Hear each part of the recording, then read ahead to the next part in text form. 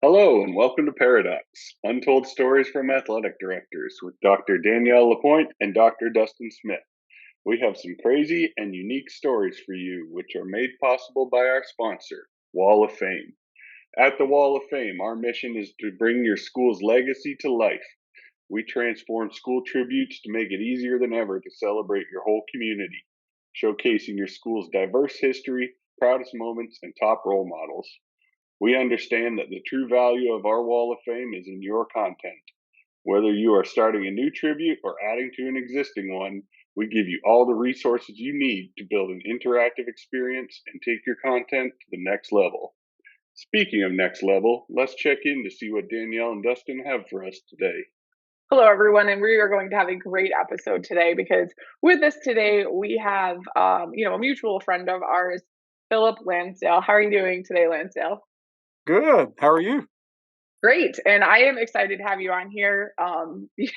You are so much fun to hang out with when we're not on a podcast. So hopefully, we'll see what kind of joy you can bring to all of our lives today. So, Dustin, I know you're excited today too. Yeah, speaking of joy, that's what you should have said. Speaking of joy, Dustin, how are you today? There's a reason I didn't. Oh, okay. We're going to go there first. Okay. Gloves are off. Here we go.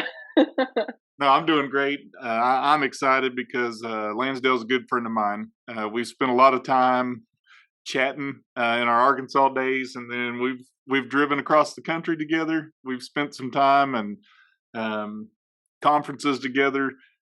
Anytime, if you're a national convention and you see Lansdale, you probably see me because we go to we go to all the sessions and we just make sure that we're trying to grow, and that's what I really value about who Lansdale is, because he wants to get better. He wants to continue to grow, and he's got that growth mindset that I love.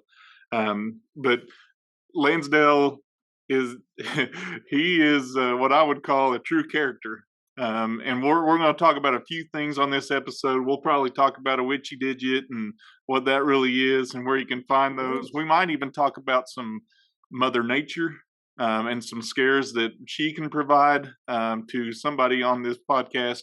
But we also may talk about hotel stays and where not to stay when you're in Hot Springs. We'll talk about a few things.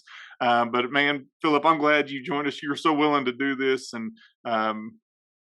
you've spent time with me and my family, and we've just become really good friends. So I want to start off by saying I can say all these accolades about you. I can say how you're the scholarship coordinator for the state of Arkansas, and you serve the executive committee like you do. I can say all these things. We'll talk about El Dorado and where that is on a map here in a little bit, but tell us who Phillip Lansdell is. Tell us what the resume is not going to tell us about who you are. What do you enjoy doing outside of this AD profession? Well, if I'm not doing this, you know as well, I'm going to be fishing somewhere, or I'm going to be hunting, or riding my lawnmower, or on my tractor. Do community service here when I can. So when I have some free time, that's what I like to do. The side they don't know is I'm kind of a jokester all the time. I'm an instigator. I instigate no matter where I am. It doesn't matter if I'm ushering at church. I'm going to instigate something during that service. So I just like to have a good time. I like to smile a lot. So you like to stir the pot, is what you're saying? I'm the spoon. So. Okay, I like that. I'm the spoon. The spoon.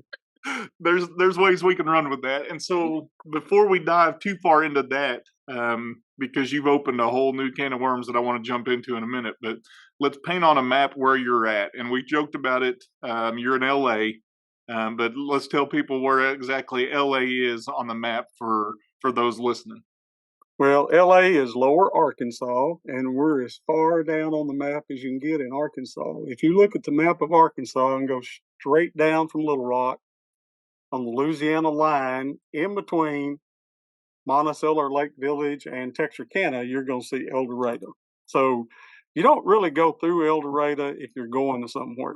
You have to be coming to El Dorado. And I have come to El Dorado a few times. We used to play football games down there, and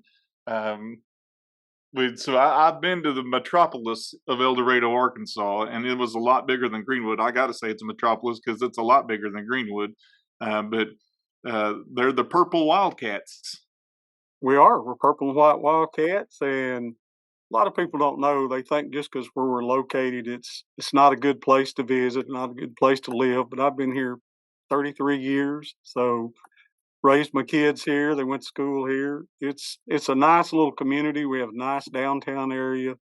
So that's our selling point when we try to host a state tournament or a state event is you need to come see it. So it is pretty nice. And if you like outdoors, we've got everything.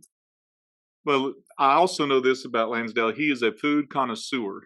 And so he spent some time in Louisiana, and he pointed out a pie place that I had to check out, and he was accurate in his description of how delectable those treats were down there at Lee's, outside of Alexandria, Louisiana. We went down there and had some of that, but he's a food connoisseur. And in that vein, one of our mutual friends and a previous guest on this podcast introduced you to a candy bar in Hot Springs. What was that candy bar he introduced you to? A widget digit.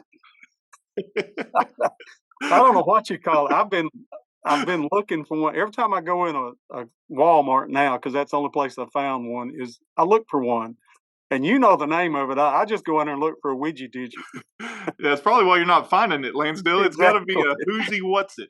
Who's-y What's It. That's it. Who's-y What's It. Jason Culler introduced us to that, and I can speak with relative confidence that this is going to be a similar episode to a Jason Culler, just because I know that Jason Culler is also a spoon and he likes to instigate things as well. So I'm looking forward for this excitement. Let me ask you two questions, Lansdale. First off, should there be an alarm of anyone around noon in a city in Arkansas? Should there be any alarm for anyone that may hear something in the city limits? Yes, there should be. And for one reason, it's just basically it just tells everybody how it's time to get up in South Arkansas. That's their alarm clock Wednesdays. But anybody that visits, no matter where you are, you should know that at noon, between noon and 12:15, a siren is going to go off. You should be adjusted to that by now.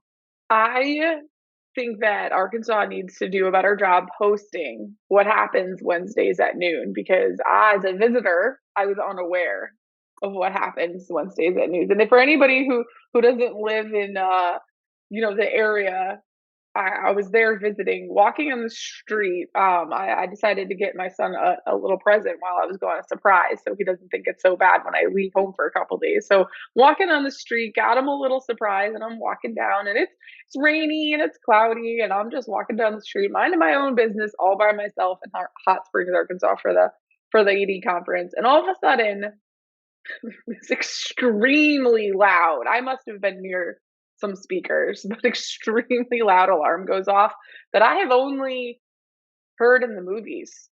I have never heard that in real life before, and I was unsure of what to do. So I texted Dustin and I said, "What is going on?" And he responded with, "I'm moving chairs for the banquet." So like he did not help me at all. And then I went into the closest thing to me, which was a bathhouse. So I went into there, and they informed me that Wednesdays at noon you have a practice tornado alarm, siren, whatever you guys bring. Yeah, siren is what they're called. Okay. So yeah, I had no idea, and it was raining, and I literally stopped walking and looked around, and I was like, what do I do? They call those sirens. Sirens, yes. Not sirens. Speakers, they call them sirens. But I was near the speaker because it was insanely loud. No, it's not a speaker. It's a siren. Oh, I see what you're saying. Okay. It's not broadcast over the airwaves or anything. Well, I don't know. This was my first time. It was very, very loud. You were the speaker after the siren went off. But here's the thing. If you'd have looked around, you would have seen cameras everywhere. And that's how people get on America's Funniest Videos. Is because from Wednesday at noon, the sirens go off. The best part of that is when she texts me and said, "What's going on?" I'm like, moving chairs for the banquet. It was no big deal to us because we're used to it. We're programmed. Useless to me. when you're in Tornado Alley to know that that's a tornado siren, and they're testing the system. Didn't know. But it worked. It was effective. You heard it. Oh, I definitely heard it, and I went inside. And panicked. I didn't panic. That's not true. I was unsure of what my next move should be. Well, do you know that they only have one in the entire state, and it's in Hot Springs, and when it goes off, we all hear it everywhere. No. No. Spoon, no. Yeah, it was quite the experience. I won't forget it, that's for sure, because it caught me off guard. It was very unexpected. I think the hotel should have like, welcome to Arkansas, Wednesdays at noon. Just know this is what happened. Well, that's just a way of life in Arkansas. So they're not something that they're going to feel like they have to announce to people. I mean, when you come to Florida, it's just a way of life to stay away from ponds because alligators live in there. But we have signs saying, stay away. There's alligators in here. Just saying. With a hurricane, do they have a siren of any kind with a hurricane? I mean, when we get evacuated, like the police, we get like text messages and the police like go around and like with their air horns and are like, evacuate, leave immediately. So it sounds like that hotel in Hot Springs. That's what people do. They just walk around and say hello. Yes. That's it. We don't leave people hanging is what I'm saying. We take care of everyone, whether you're a visitor or not. Well, here's what I don't understand about in Florida. In Arkansas, we have sirens that go, you better duck and cover. Here comes a tornado. But y'all know weeks in advance, that a hurricane's coming, and y'all still just sit there. That is spoken by a true person who does not live in Florida, because that is not accurate information. They think it might go somewhere. I mean, Ian's a perfect example of that. You know, they think it's going to go somewhere, and you kind of get ready, and then at the last minute, it goes somewhere else. So I get why it feels like you're going to know where it is, but really you don't, and the intensity can change really quickly. And when it changes path, it's bad, and you're not really ready for it. So yeah, that's not as accurate as you think it is. My brother-in-law, they lost a house down in the last hurricane or flooded, but it's remodeled now. But here's what I need to ask you, since you're from Florida. And I live in a state where they grow trees for lumber and plywood. So in Florida, what is the secret miracle of plywood?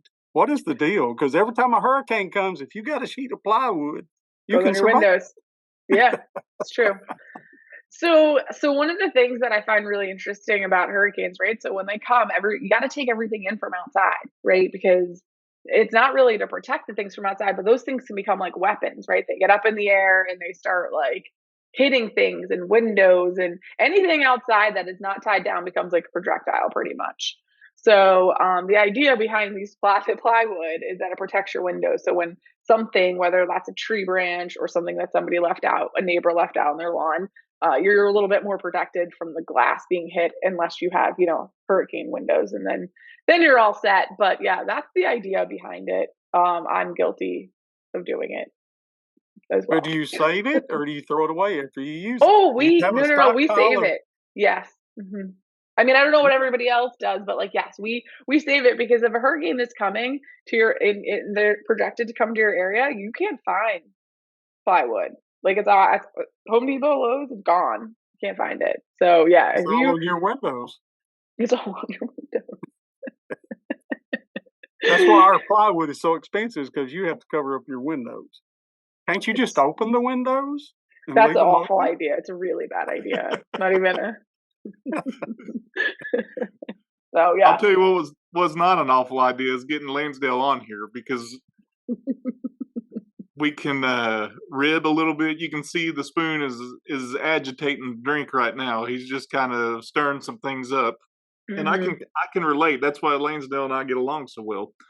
But I know with Lansdell being in El Dorado for 33 years and coaching baseball before that even, and while there, I mean, he coached in Louisiana. So I know you have to have some kind of crazy story that you've dealt with, Lansdell, that you're just thinking, whew, did that really happen?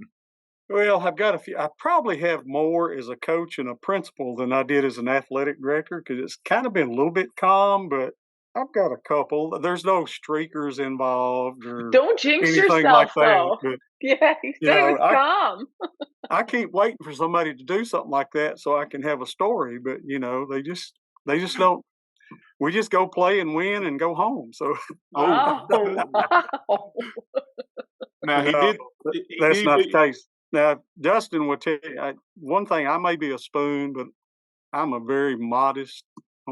You won't get me to talk about myself much. So, if you look for pictures of me, you're not going to find any hardly unless I'm standing by one of you. So, I just like to be behind the scenes and watch other people have the fun. But I get to have a little fun along the way. So, And he really likes to rub it in the state championship game. I don't know what I said anything. I just stood in the same spot the whole time. You're the one Yeah. kept going away and coming back. Yeah, they beat us for the state I will championship. tell you this, Dustin. He has learned that if I tell him something, it's pretty accurate. Because I remember going 2 years in a row to Greenwood to play volleyball in a conference tournament. And the first time he's like, "Wait, now," I said, "We'll be done in 45 minutes," and he's like, "No way." When the first year it was over, I looked down, I pointed at my watch, and it was like 44 minutes. But I'll tell you this, here's what the bad thing was. Because of the way the conference was paired, he had to drive 4.5 hours for 44 minutes of volleyball and then turn around and drive back. Yes. So I think he's got me more than I've got him. So. But one thing I have learned with a couple of these stories is just after things happen, you go, "Oh, I didn't think about that." So, you learn from it, and that's the whole thing. Just laugh, and there's nothing really to get mad about. Even if it's an irate fan, you're going to win in the end. So just kind of go through. And that's the thing about it. I have a pretty quick temper, but with these situations, I'm kind of, I might say something I shouldn't, and we're going out the gate. So, pretty simple. I've had people I've put out of the stadium for cussing and stuff. A coach from a visiting soccer team cussing and all the way out the gate. And I put him on the bus and he's still saying the same thing. And I'm like, okay, I don't understand him. So I go back to the referee who's Hispanic and go, "What was he calling you?" He said, "He wasn't talking to me. He was calling you a Mr. MF all the way." I go, okay, well, he was smiling. So I went back. So wait a minute. You said you had to escort the visiting coach. Yes, off the field. he was the interpreter for the team. He was the visiting team's interpreter, and I had to escort him out. Yes. So when you say interpreter, is this Lower Arkansas interpretation or is this a foreign language? Well, this was actually a foreign language. This was actually Hispanic. So it wasn't French. You're listening to Lower Arkansas right now. So. Wait. You had to throw out the assistant coach, but he was the interpreter for the team. Yes. Yes. But does that break a law? Do they need the interpreter for the whole game? Well, because the coach was not Hispanic, so he was the interpreter for the team to the coach, back and forth. That's a necessary thing then. For them, it was, yes. But yes, okay, it was. So now you kick out the only communication. So now this team has no communication. Was this like a play in your playbook to win the game? Now there's no way for the team and the coach to communicate with one another, correct? You'll never know. You never. I'm always trying to win. So what kind of interesting facts can I lay on you today? What do you want to know? What kind of stuff? I'm still on this. Hold on. She's still trying to process. Give her a moment. It's kind of like turning the lights out when you're down a point in the last second, Yeah. What happened? Leaned against it. Yes.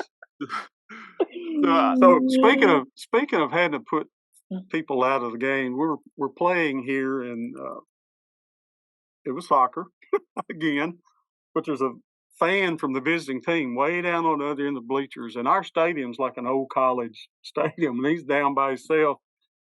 and he's wearing, and the referees come say, hey, that guy's got to go.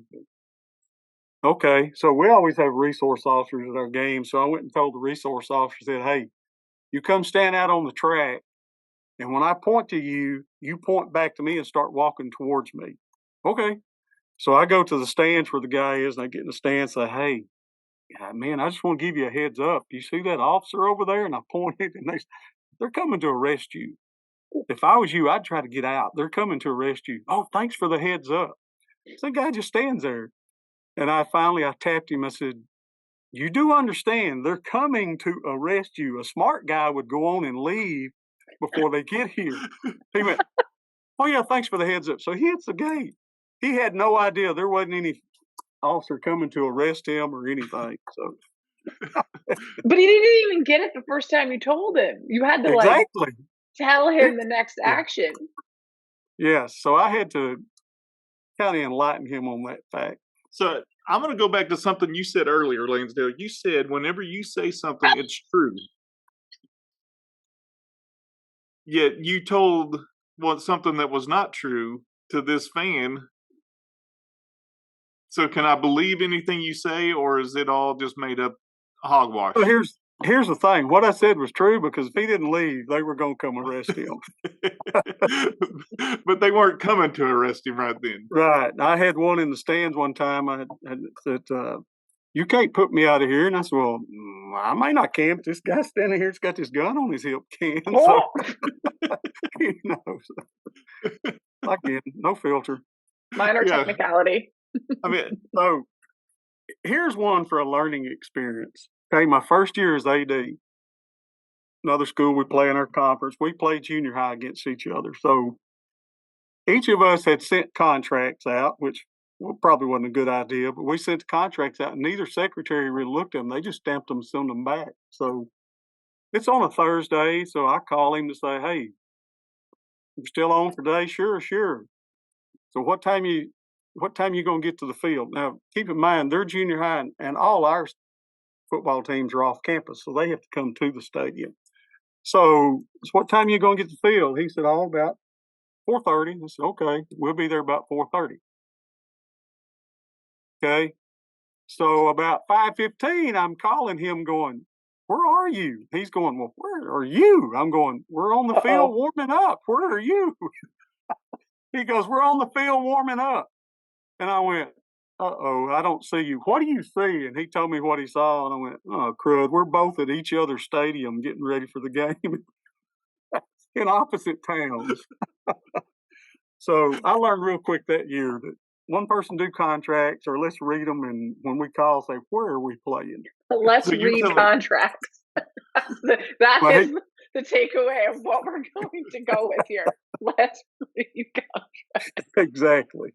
So let me ask you this. Where were the officials at? Were they at where you were, or were they at where they were? They were both. Yeah. They were both. So you had two different sets? Yeah, they thought it was home, so they got their own officials, right? Yes. So how did you remedy the situation? Did you play that night, or just cancel the game? They're an hour and a half away, so no. So evidently our buses passed each other on the highway, so we just went home and rescheduled. That's all we could do. And he had his coach go tell the officials there's no game, and I went and told her, because he was in our stadium and I was at his. What was it supposed to be? According to the contract, who was going where? We both had a way on our contract. We both thought we were the visiting. We both thought we were the visiting team. Oh, so you don't have like a spot where it says who's away and who's home. You have, I see. We do. But on there we just we put away, and he put we were home, and I did the same thing with him, but we didn't see the contract. Secretary stamped them and sent them back. We just assumed that's what we were doing. There you go, assuming. But he nonchalantly said, read the contracts.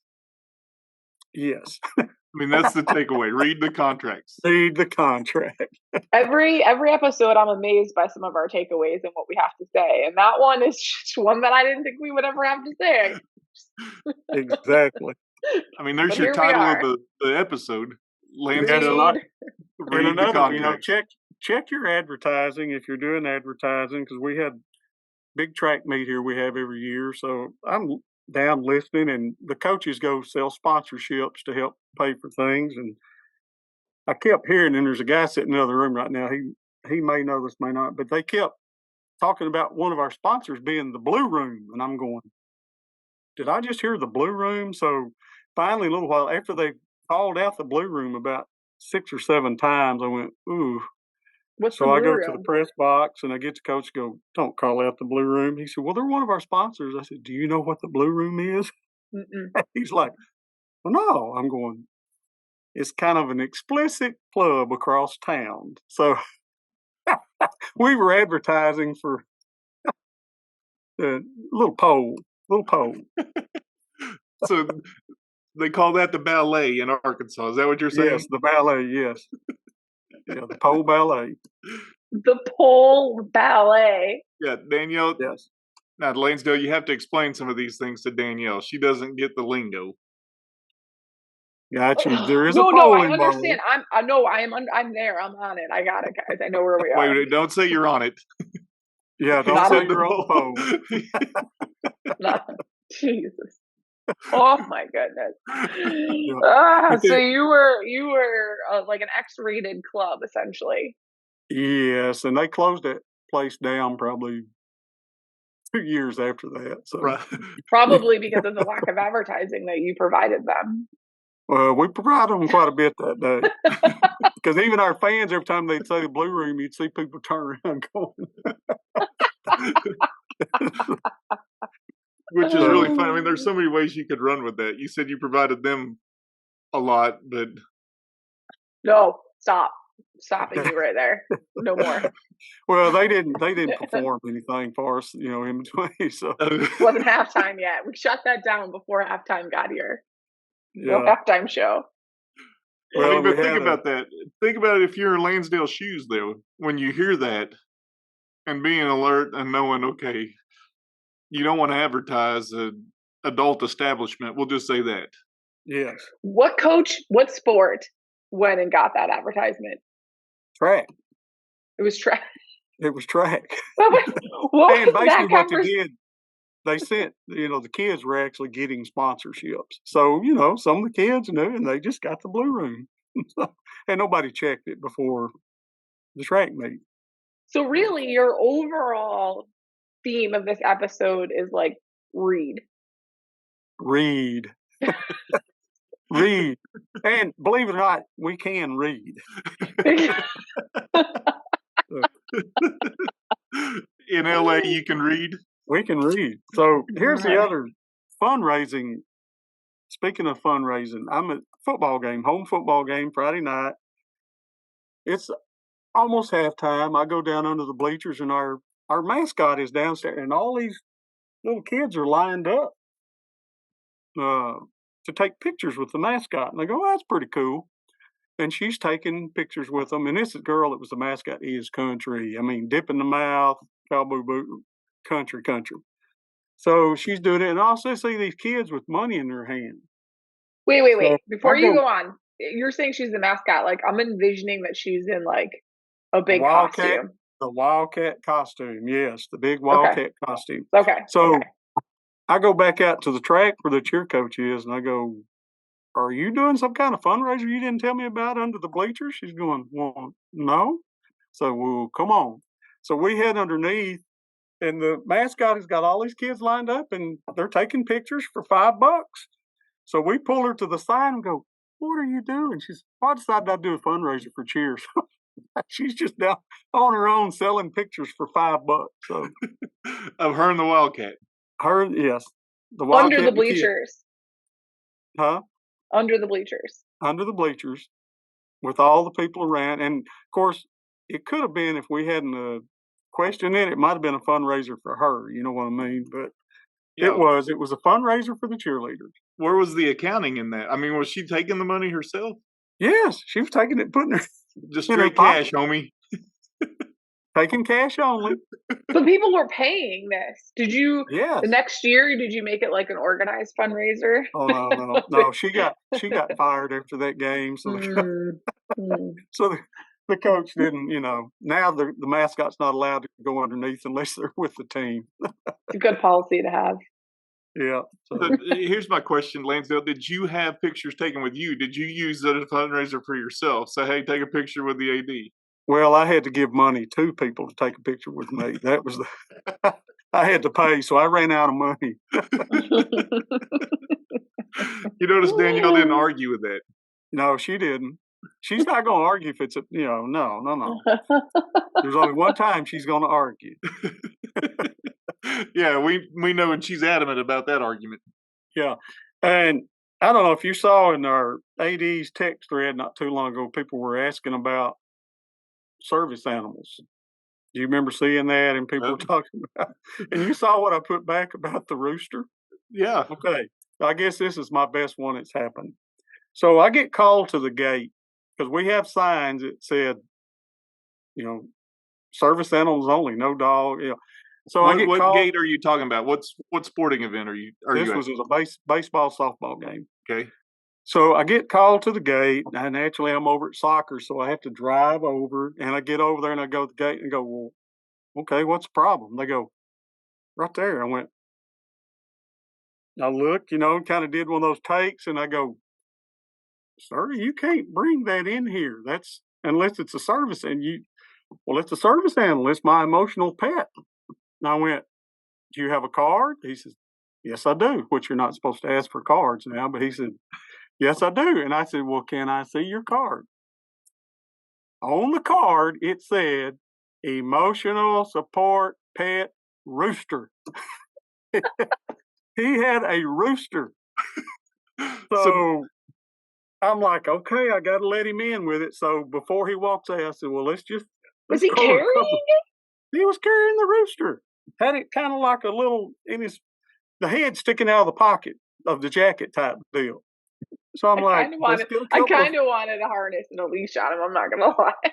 Well, wait. Okay. Wait. I told him, said, now everything. If you bring them in, they have to be. You either have to hold them or they have to have be on a leash with a harness. He said, got it. Pull the rooster.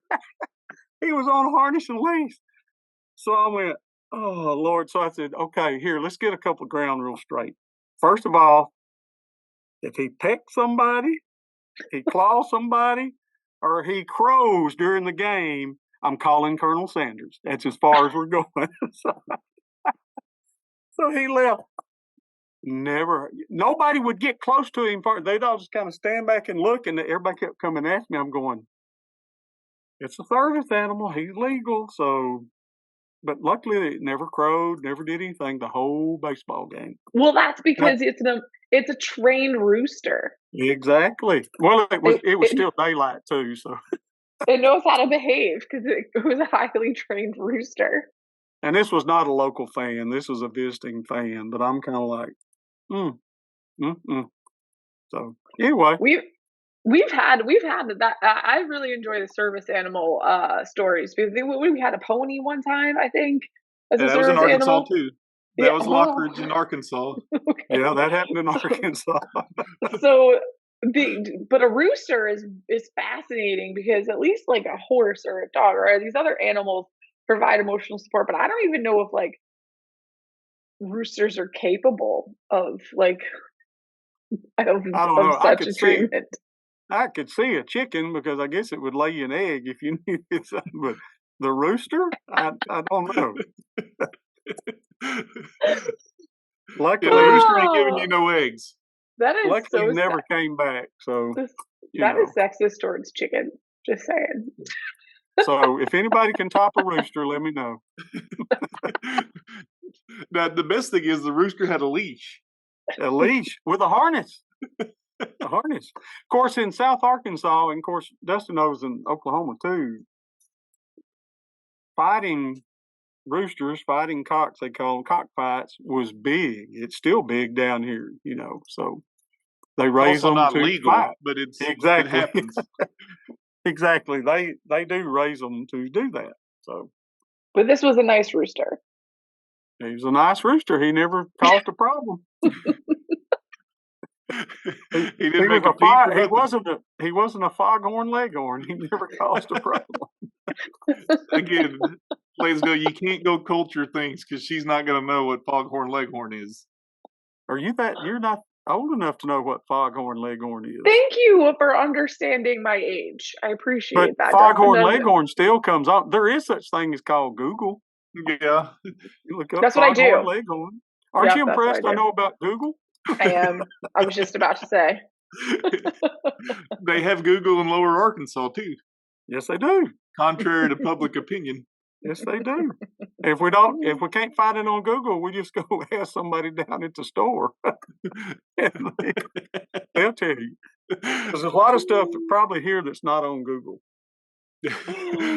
Oh, that's funny. Lansdale, I will tell you, Danielle's defense is if it happened before she was alive, it didn't happen. That is not true. I'm just don't know as much about it.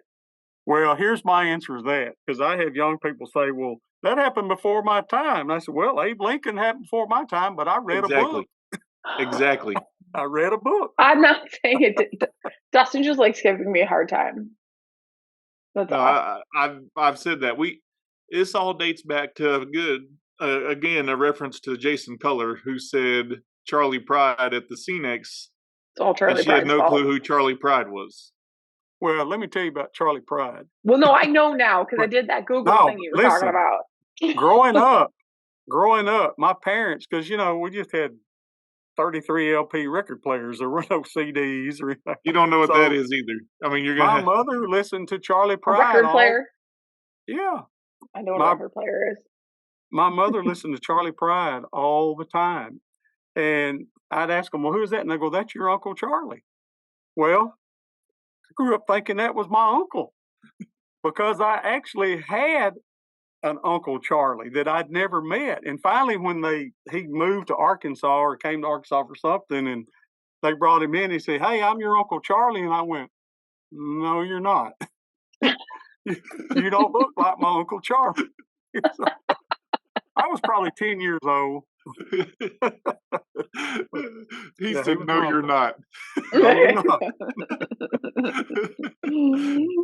Oh, that's funny. It's amazing how we go full circle with this Charlie Pride reference. Mm-hmm. Yes. Yep. I also experienced something. I will say this about Lansdale. I experienced something for the first time with Phillip Lansdale. We went to a convenience store in the great pursuit of as he calls it, a widgy digit, but it's a who's-he what's-it. We were in pursuit of who's-he what's-its for Daryl Nance to be exposed to what the yummy goodness of a who's-he what's-it is. So we go to this convenience store, and the gas pumps were by the front door. Like you pull right up front, pump your gas, and walk right inside. There was no covering over them. It was just pulled up as like somebody said handicap accessible, but I'm not sure that's the case. It's just lazy accessible. Lazy people accessible. But the gas pumps were right by the front door. Have you seen that before, Danielle? Yeah, wasn't I with you?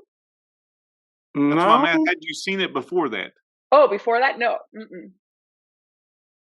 Nope. Neither had we. And I'm there all the time. That's the first time I'd seen it. So, but I thought he really was going to reference, and go back to the food connoisseur. When we have people travel, the first thing they do is say, hey, where do we need to eat? So I give them all the good places. So I also know where to buy gas.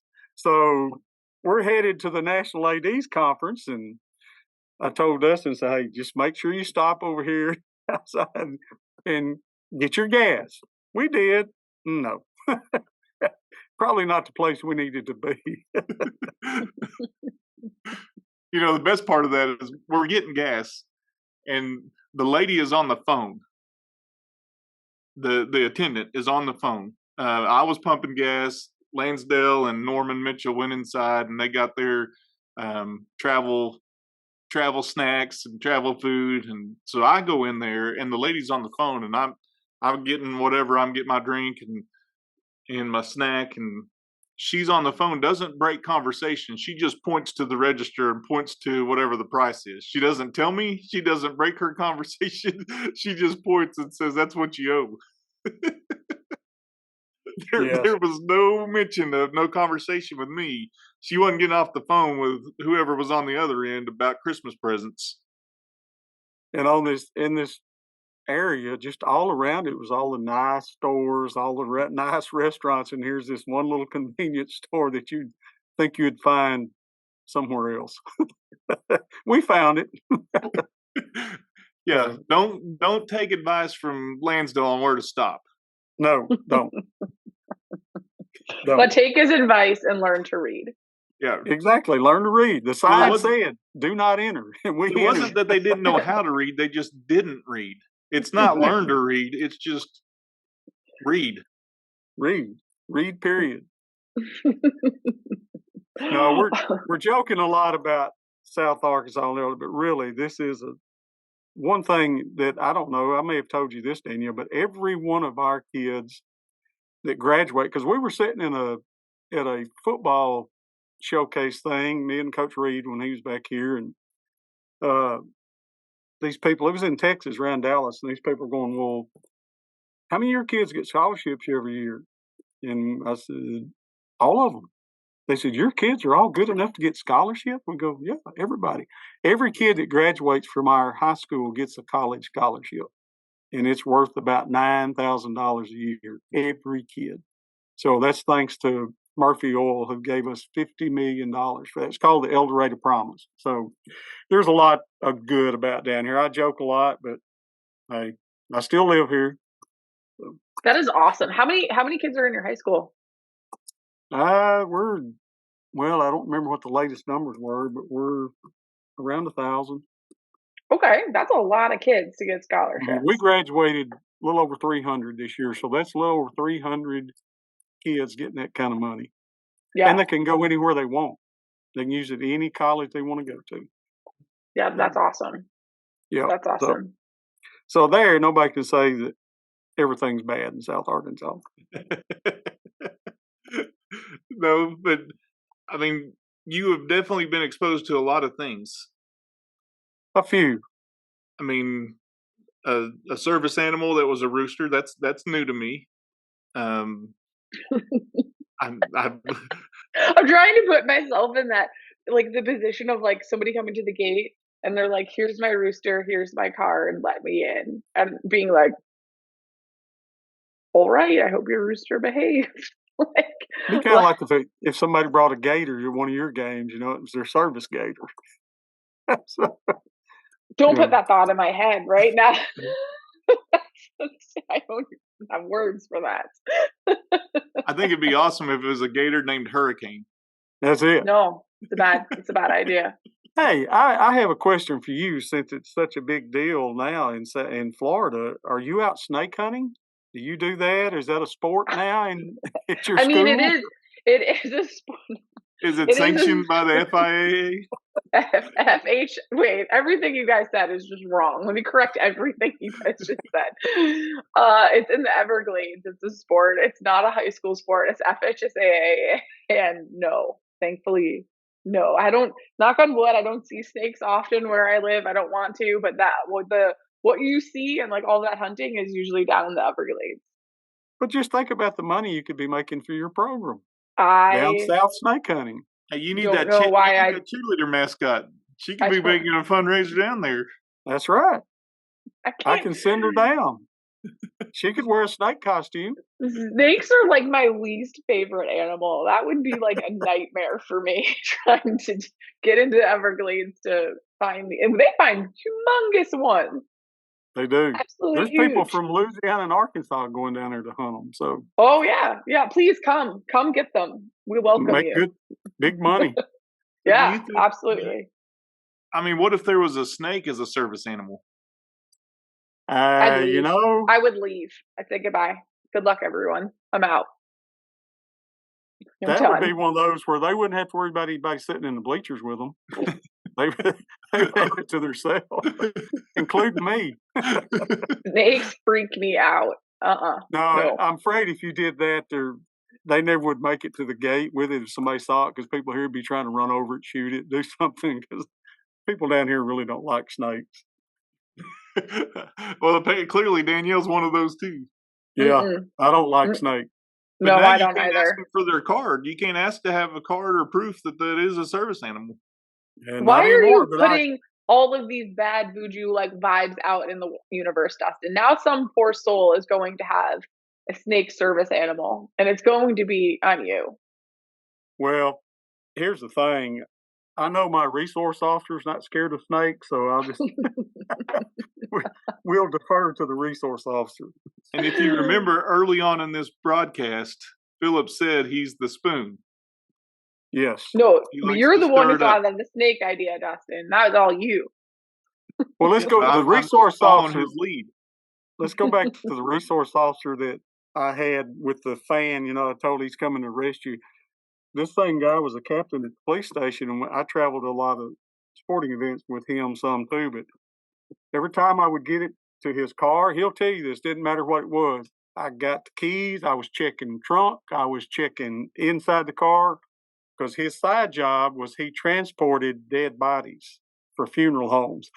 So, and he was going to go one time, and he was going in his transport vehicle. I'm like, no, I'm not riding with you.